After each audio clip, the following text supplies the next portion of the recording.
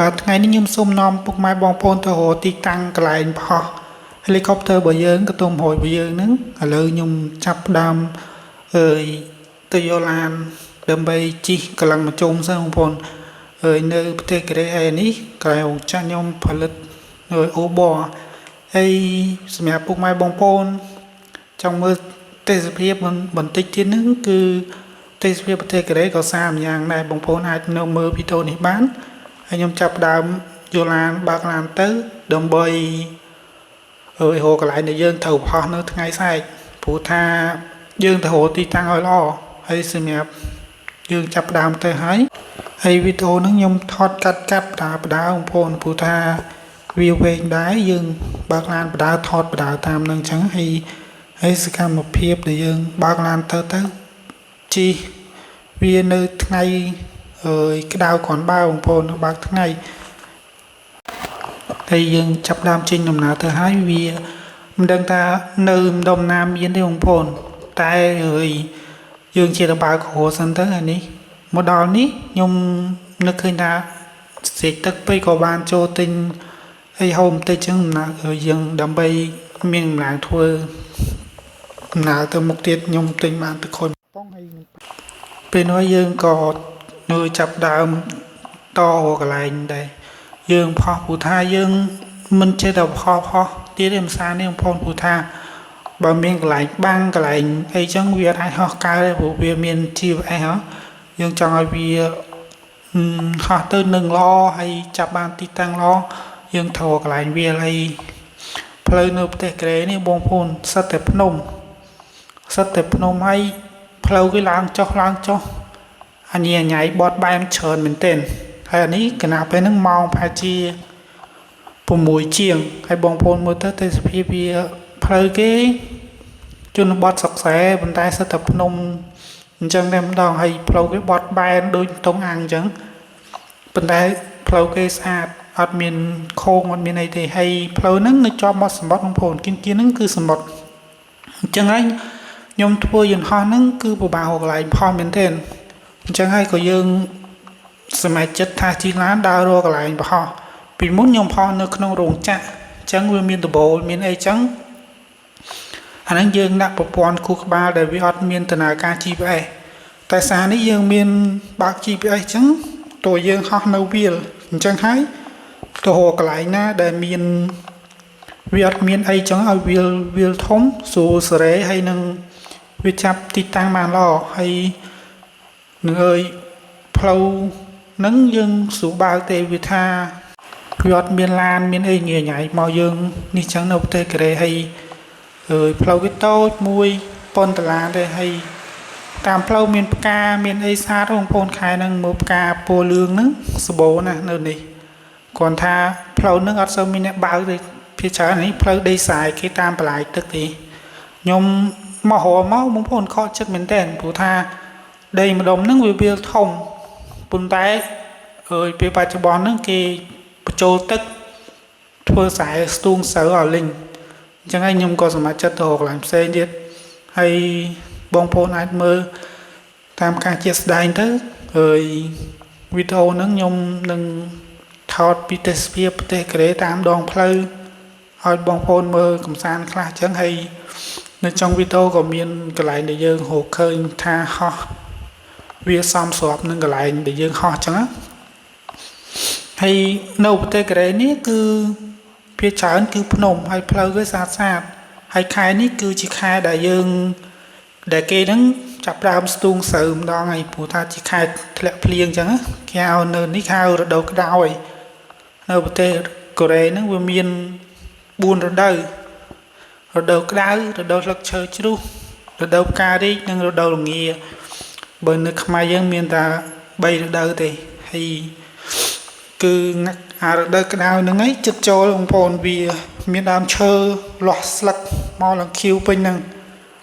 ហើយផ្លូវគេឡើងភ្នំគឺបើយើងជិះម៉ូតូវិញគឺពិបាកមែនទែនព្រោះថាវាភ្នំខ្ពស់អញ្ចឹងដូចនេះអញ្ចឹងផ្លូវចុះអីបើយើងម៉ូតូវិញ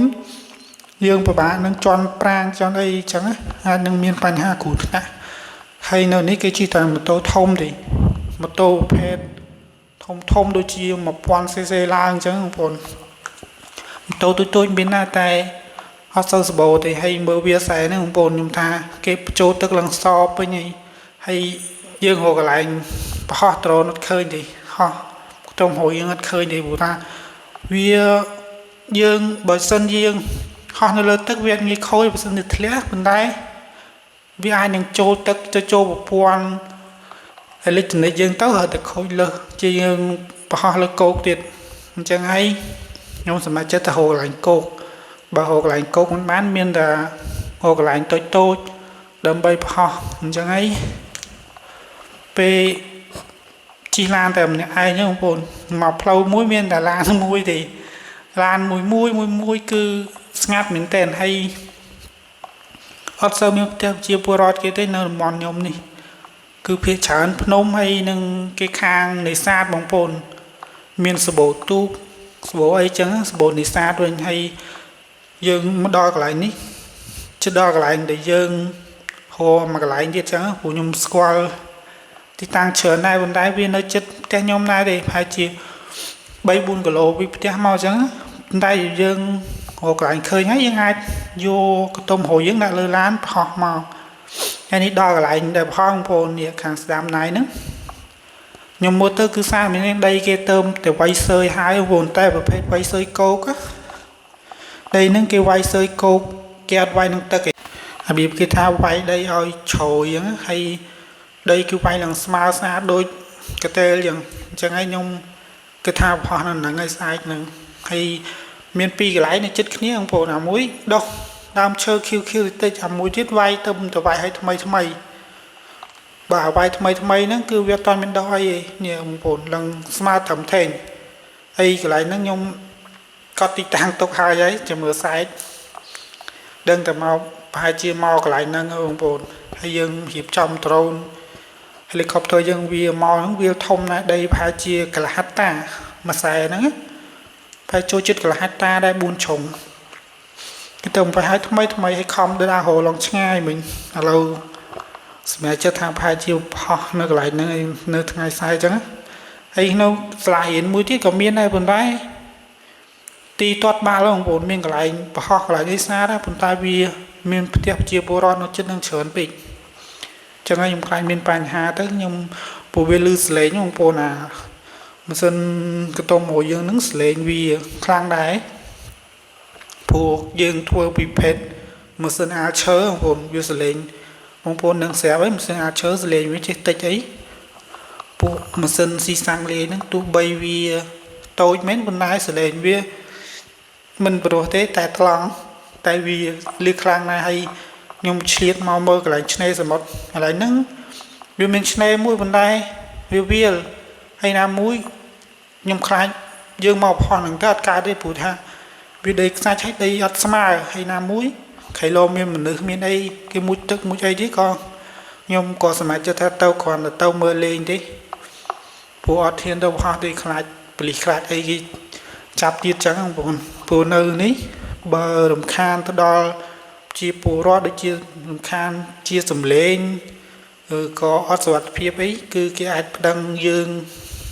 យកទៅចាប់យកទៅពមៀនយកទៅណែនាំអីចឹងអញ្ចឹងហើយ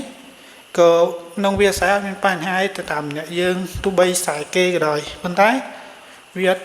គុំឲ្យតែខាតខូចដំណាំគេចឹងប៉ុន្តែដីដែលខ្ញុំឃើញពីកន្លែងមិញគឺវាអត់មានដំណាំទេអញ្ចឹងហើយអត់មានបញ្ហាអីត្រូវខ្លាចខូចដំណាំគេទេហើយមកដល់កន្លែងនេះគឺនៅតារាងបាល់មួយទៀតបងប្អូនធំប៉ុន្តែ